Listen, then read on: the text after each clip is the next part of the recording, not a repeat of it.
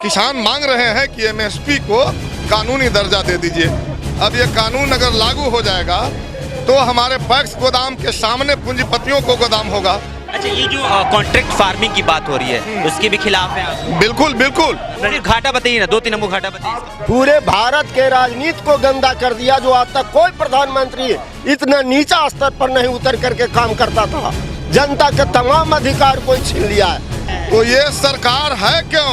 ये सरकार से तब तक लड़ा जाएगा जब तक ये सरकार यहाँ से चली नहीं जाएगी, और तब तक लड़ा जाएगा यहाँ से।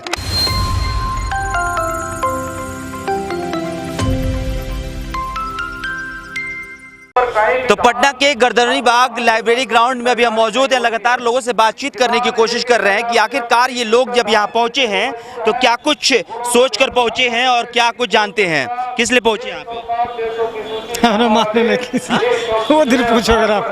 हाँ, काय लाए हैं काका? ना सर, हम तो लिए जैसे हमें ये जनता के सेवा ने जनता की सेवा कर रहे हैं। हाँ। किस तरह से सेवा कर रहे हैं? सेवा कर रहे हैं, देख रहे हैं कहाँ पर कौन आदमी कने घूल रहे हैं, कने बैठेंगे, उसको देखभाल कर रहे हैं। काहे ला हो रहा है सर? ये सब हो रहा है गरीब दुख पे हटाने के लिए। हाँ, बोलिए। काहे लाए हैं? अभी जो बिहार में जो कृषि कानून जो लाया गया है देश के अंदर है, ये किसान विरोधी जो कानून है ना, उसके मतलब है खत्म करने के लिए, उसको रद्द करने के लिए। कैसे देश विरोधी कानून है? इसीलिए कि मतलब है इसके जरिए बहुत बड़े पूंजीपति लोग है, कॉर्पोरेट घराना आकर के पूरे कृषि पर मतलब कब्जा कर लेगा है, और किसानों के मतलब है जमीन से बेदखल कर देगा है। इससे खिलाफ में लोग कह रहे हैं कि आपको भरमाया जा रहा है। सरकार ये कह रही है कि आपको भरमाया जा रहा है, ये कानून अच्छे के लिए है। अच्छे कैसे कानून है ये क्या कानून अच्छा नहीं ना है? पूरे देश से किसान मतलब है ये इससे खिलाफ में मतलब फिर घाटा बताइए ना, 2-3 नंबर घाटा बताइए इसका। जैसे मान लिया जाए कि वो जमीन जब ले लेगा यहाँ पर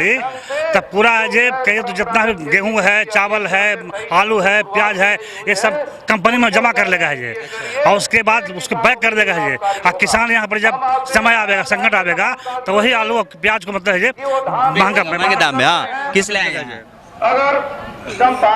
यहाँ जो पूरे देश के अंदर में जो अभी नरेंद्र मोदी की जो शासन जो है, और 2014 में जो मतलब अपने बैकडोर को संभाला, और पूरे जनता को बीच ने ये आह्वान किए कि हमें पूरे जनता को नसीब को बदल देंगे।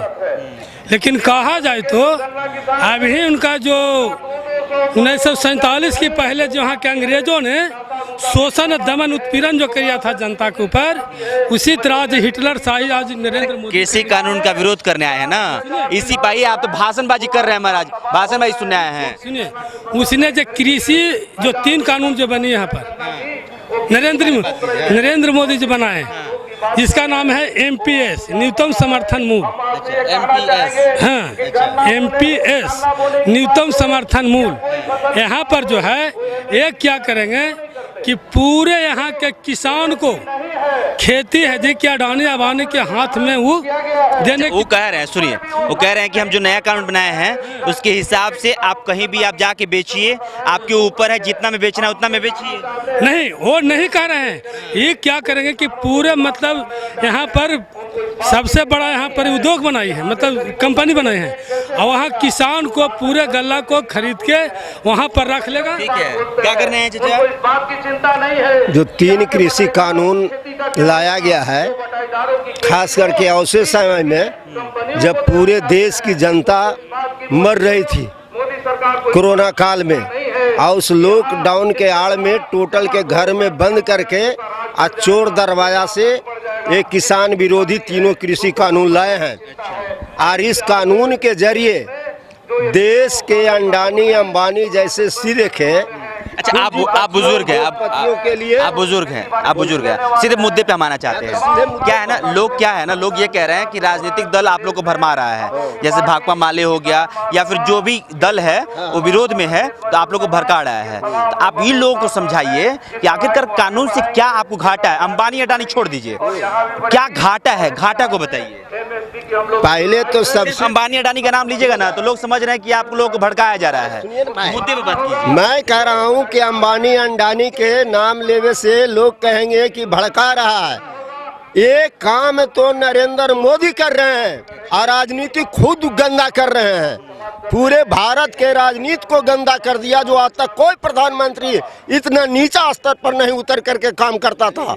जनता के तमाम अधिकार कोई छीन लिया है। सिर्फ कानून खेती की लड़ाई नहीं, अब यह मामला पूरे चीजों को हो गया।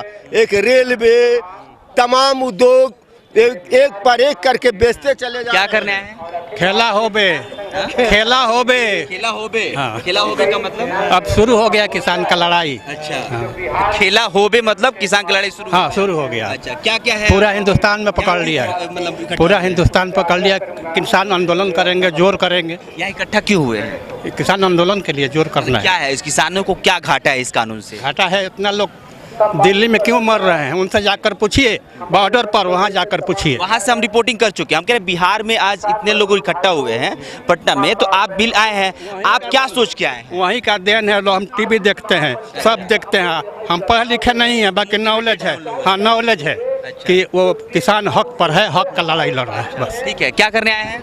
हम तो किसान के समर्थन में आए हैं। अच्छा, क्या है किसानों को दिक्कत? किसानों को दिक्कत यही है, तीनों कृषि कानून के खिलाफ। क्या कानून से क्या दिक्कत है किसान को? दिक्कत तो बहुत है। ये दिक्कत नहीं होगा तो हम 3 महीना से बैठे हैं दिल्ली बॉर्डर पे। किसान सबक से तो नहीं बैठे हैं। कुछ मतलब तो उन लोगों को देख के आपको लगता है कि किसानों को दिक्कत है इसलिए आप आए हैं? दिक्कत तो होगा। क्या कर रहे हैं? ये जो तीनों कृषि काला कानून है, ये बहुत ही खतरनाक कानून है। कैसे खतरनाक है?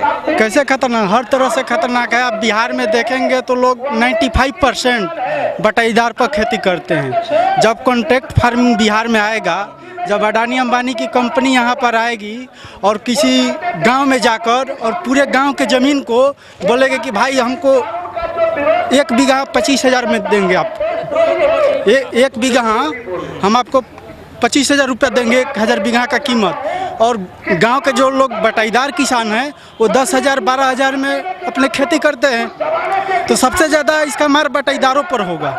वो तो अडानी अंबानी आएंगे, पूरा गांव के गांव, पूरा प्रखंड। मतलब कॉन्ट्रैक्ट फार्मिंग नहीं होना चाहिए। और फार्मिंग एक तो ये नहीं होनी चाहिए, और दूसरा ये है कि जब सरकार जो 2006 में बाजार समिति मंडी खत्म कर दी, जो बिहार के किसानों को जो MSP है वो सही तरीके से नहीं मिल रहा है। सरकार तो अलाउ कर दे रही है कि हम 1868 से 1869 रुपये बढ़िया धान 1884 रुपये खरीद लेंगे, पर इसका ज़मीनी हकीकत है। आप ज़मीन पर जाएंगे तो आपको देखने को मिलेगा, जो ये बोलते हैं कि जो प्राइवेट दुकानदार हैं, जो बिचौलिए हैं, वो किसानों के धान 1200 रुपये 1400 रुपये लिए हैं। तो ये कह रही है सरकार, ये कह रही है कि इस कानून में ये ला दिया गया कि बिचौलियों को खत्म कर दिया गया, तो आप डायरेक्ट सेल कीजिए। कहाँ बिचौलिए? अरे जब हमको यहाँ पर सही दाम नहीं मिल रहा है तो हम जाएंगे दिल्ली पंजाब बेचने। दिल्ली पंजाब वहाँ कैसे मिलेगा?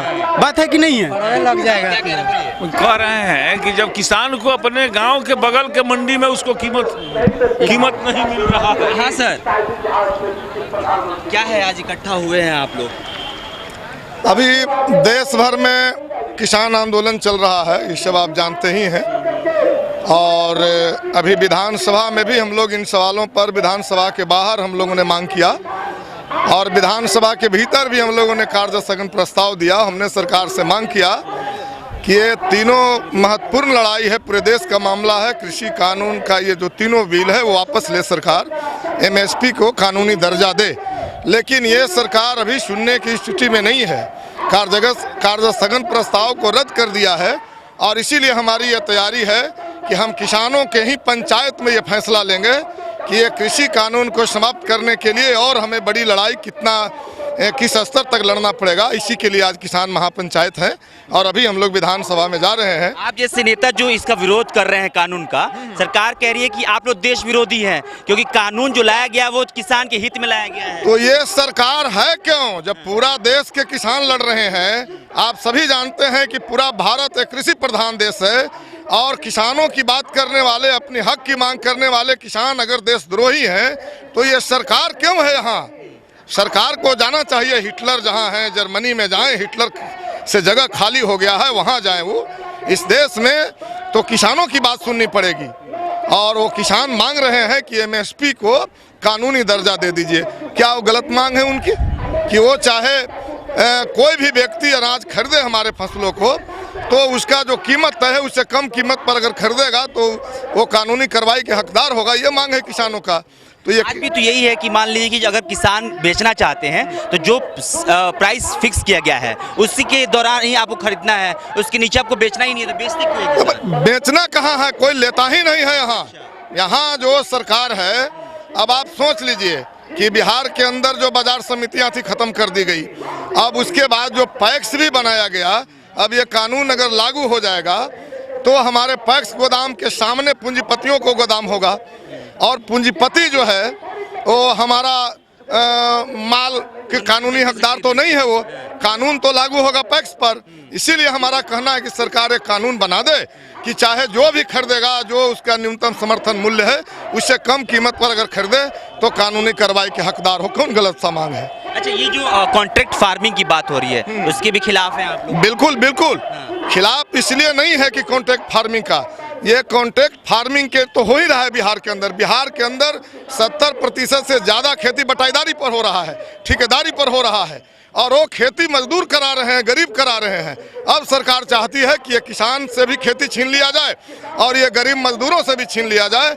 ये खेती हम पूंजीपतियों को दे दें, उसको हम ठेका पर दे दें, इसका हम विरोधी हैं।